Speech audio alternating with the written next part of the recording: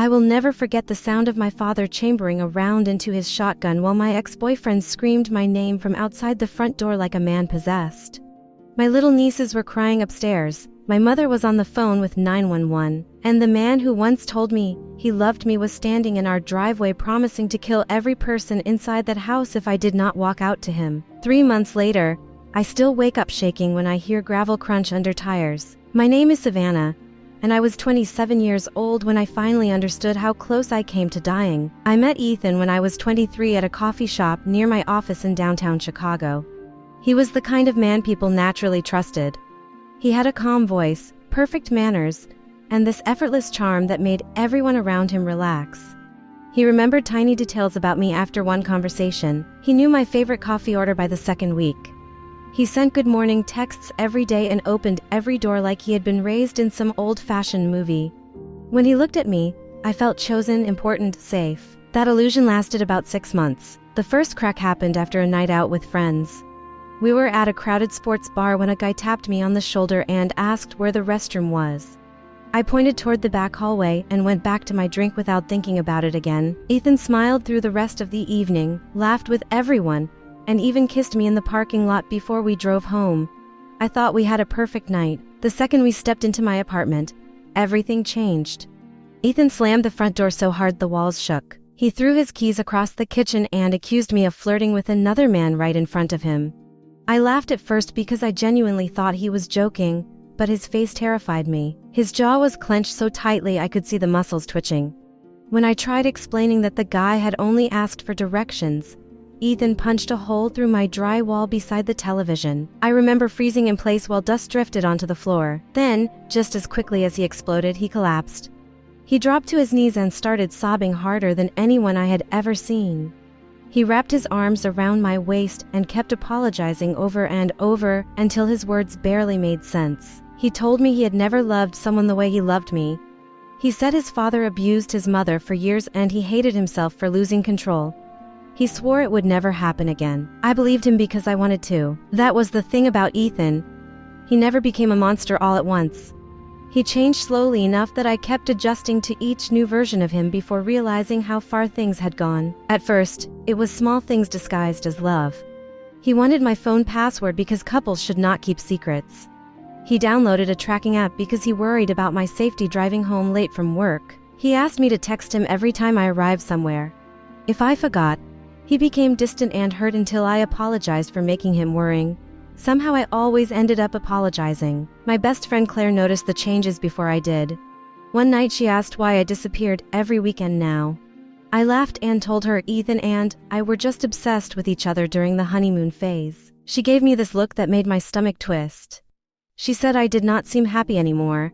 Ethan hated her almost immediately. He called her jealous and manipulative. He said single women always tried ruining relationships because they hated seeing others happy. Eventually, spending time with Claire became exhausting because Ethan would punish me afterward. Sometimes he ignored me for days. Other times he accused me of cheating or screamed until 3 in the morning about how disrespected he felt. Canceling plans became easier than dealing with the fallout. After enough canceled plans, people stopped asking. My world slowly shrank until it was just Ethan. By the end of our first year together, I barely recognized myself. I stopped attending my book club. I stopped visiting coworkers after work. My younger sister Lily called less often because Ethan always hovered nearby during our conversations. Even my parents noticed something was wrong. They lived about 2 hours away in a small town called Millbrook, and I kept making excuses about why I could not visit anymore. The first time Ethan hit me happened on our anniversary. We went to this expensive steakhouse downtown. The waiter smiled too much at me while taking our order, at least according to Ethan. I knew from the silence at dinner that something bad was waiting for me later.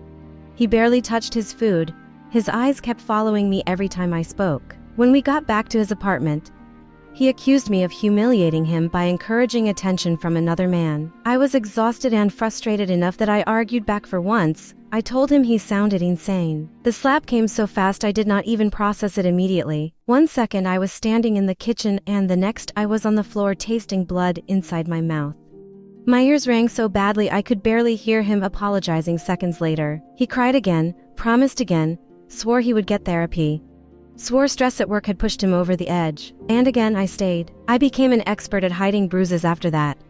Makeup covered most things if you applied enough layers. Long sleeves helped even during summer. I lied constantly. I fell downstairs. I walked into doors. I bruised easily. I became so good at pretending that sometimes I almost convinced myself. My father, Daniel, was a retired Marine who raised my brothers and me to be strong. My brothers, Mason and Tyler, were both older than me and fiercely protective. We had always been close growing up. Sunday dinners at my parents' house used to be the center of my week. Ethan slowly poisoned that too. Before every planned visit, he would start an argument. He accused me of caring more about my family than him. He said my mother treated him like an outsider. He guilted me until staying home seemed easier than fighting. My mom eventually called crying one night asking if she had done something wrong.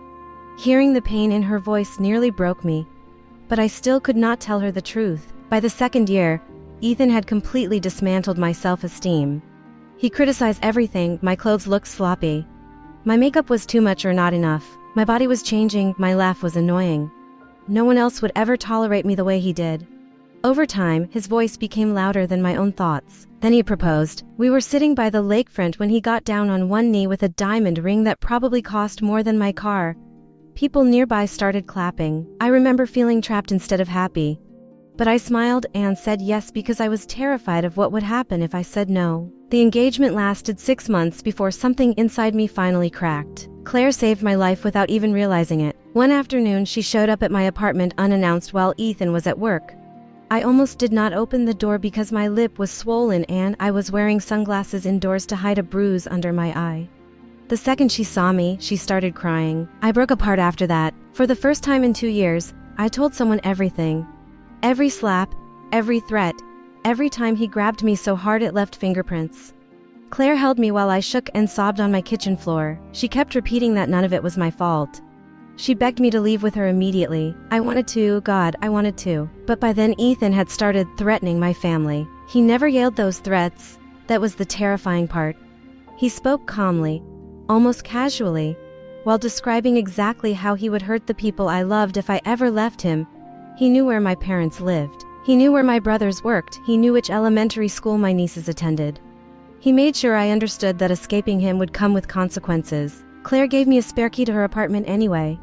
She told me I could show up anytime, day or night.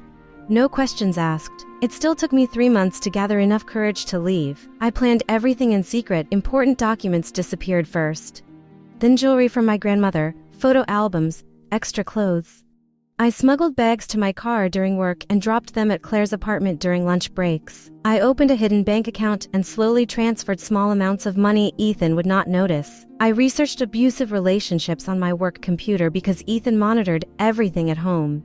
I learned that leaving was the most dangerous time. I learned women were often killed when they tried escaping. Reading those statistics made me physically sick because deep down I already knew Ethan was capable of killing me. My boss, Rebecca, noticed something was wrong before anyone else at work did. One afternoon she closed her office door and gently asked if I felt safe at home.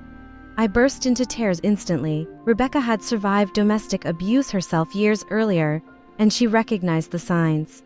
She gave me her personal number and promised to help however she could. The final breaking point happened on a Tuesday night in April. We were watching television when Ethan suddenly demanded my phone. It had become routine by then. He searched through my messages until he found a text from Claire saying I deserved better.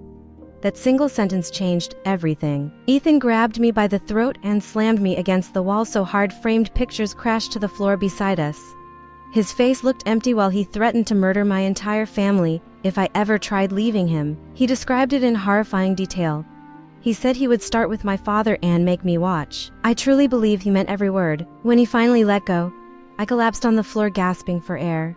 Ethan walked out of the apartment afterward like nothing had happened. I sat there shaking for nearly 20 minutes before calling Claire. She answered immediately. I told her I was ready. Claire ordered me to pack whatever I could carry and leave before Ethan returned. My hands trembled so badly I could barely zip my bag. I grabbed clothes, my laptop, toiletries, and a few sentimental things. I was halfway to the front door when I heard Ethan's car outside. Pure terror took over. I locked myself inside the bathroom and texted Claire to call the police. Ethan walked through the apartment calling my name in this strangely cheerful voice that scared me more than screaming ever had. The moment he found my packed bag, He lost control completely. He slammed against the bathroom door hard enough to shake the hinges. He screamed that I belonged to him, that he had sacrificed everything for me, that I was ungrateful and selfish and insane. The police arrived before he broke through. I still remember sitting on the bathroom floor listening to officers argue with him through the door.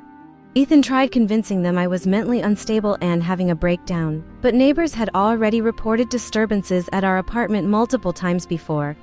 The officers were not fooled. They arrested him that night. I gave a statement through tears while another officer photographed bruises around my neck. They asked if I wanted to press charges. I said yes, even though I felt like I might vomit from fear afterward. That night I stayed at Claire's apartment wrapped in 3 blankets because I could not stop shaking. Ethan posted bail less than 24 hours later. Then the harassment began. The voicemails shifted between begging and rage. One message he would cry about loving me. The next he promised I would regret destroying his life. Blocking his number did nothing because he created new ones constantly.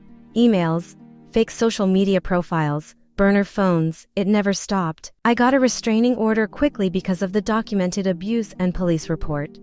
The judge warned Ethan to stay away from me or face jail time. But paper means nothing to someone obsessed. Soon he started appearing everywhere, outside my office, across parking lots, near grocery stores.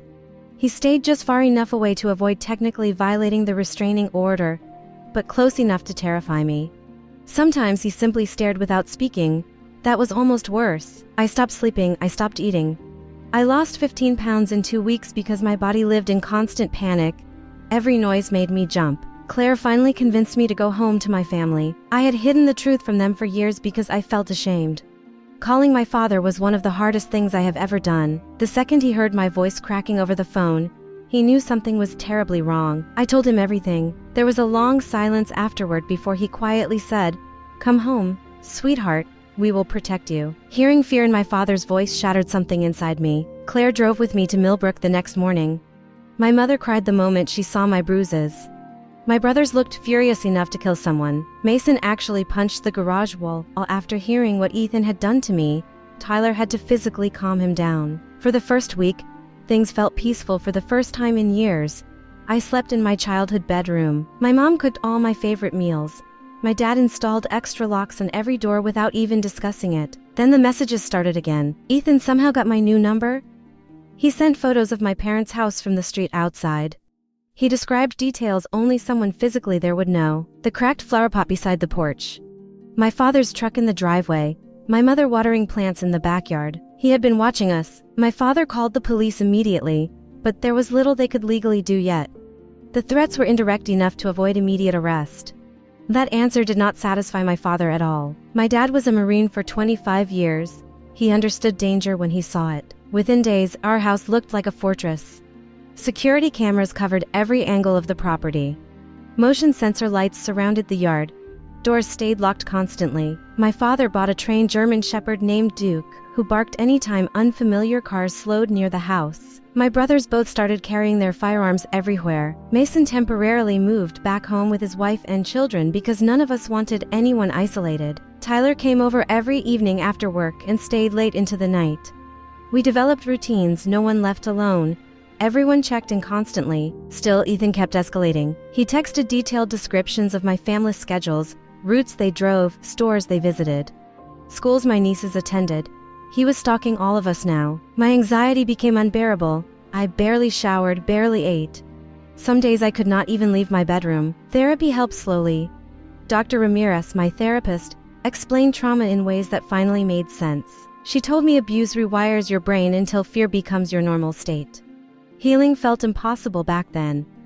But she kept reminding me survival itself was proof I was stronger than I believed. Then came the Saturday that changed everything. It was a warm afternoon in May. My father and brothers were outside repairing the back deck while my mother and I cooked dinner. Mason's wife Olivia was in the living room with their children, and my sister Lily was upstairs helping her daughters settle down for naps. I heard tires crunching across the gravel driveway. The second I looked through the kitchen window, every drop of blood drained from my body. Ethan stepped out of a rental car looking completely unhinged. He appeared filthy and exhausted, like he had not slept in days.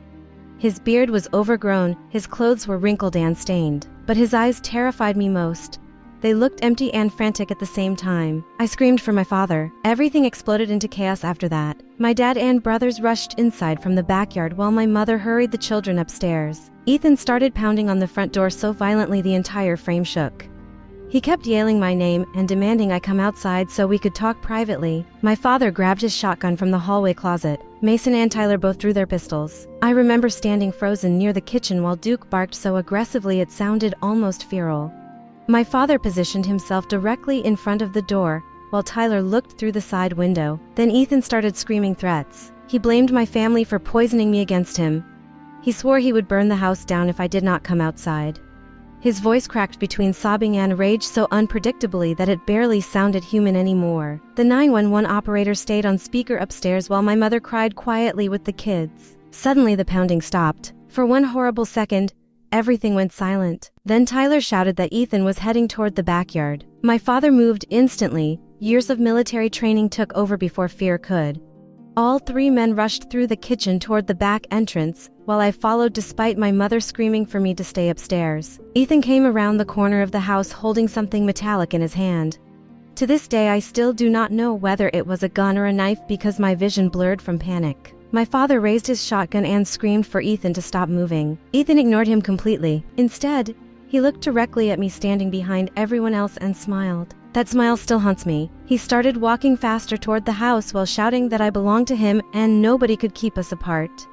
Mason stepped in front of me with his pistol raised while Tyler moved beside my father. 3 red laser dots from their weapons landed across Ethan's chest. For the first time since arriving, Ethan hesitated. My father shouted one final warning.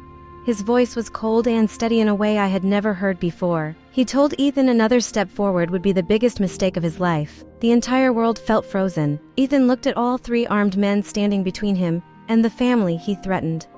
Then he looked up toward the second-floor windows where my nieces were crying. Something finally clicked inside his head. He realized he was not hunting me anymore. He had walked straight into a family willing to die protecting each other. Police sirens echoed down the road seconds later. Ethan panicked and tried running back toward his car, but officers arrived before he made it halfway down the driveway. They tackled him onto the gravel while he screamed my name over and over like a man possessed. The police later found weapons inside the rental vehicle: rope, zip ties, duct tape, a gasoline container. I still get sick thinking about what might have happened if he reached the house before my father and brothers got there. Ethan was denied bail after that arrest. Investigators uncovered months of stalking evidence on his computer and phone. Photos of my family, maps, schedules, violent searches. The prosecutor later told us they believed he was preparing for something catastrophic. He eventually accepted a plea deal that will keep him in prison for a very long time. The strangest part about surviving abuse is realizing freedom does not immediately feel freeing.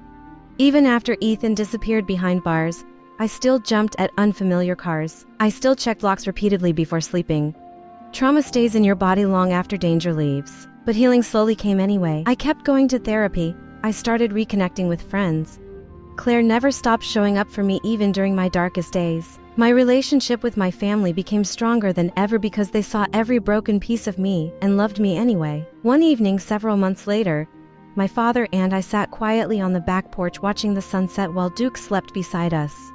My dad looked at me for a long time before saying something I will carry forever. He told me surviving was not weakness. Staying alive long enough to escape took more courage than most people would ever understand. For years, Ethan convinced me I was powerless, broken, impossible to love. But he was wrong. I was never weak for being abused. The only weak thing I ever did was believing I deserved it.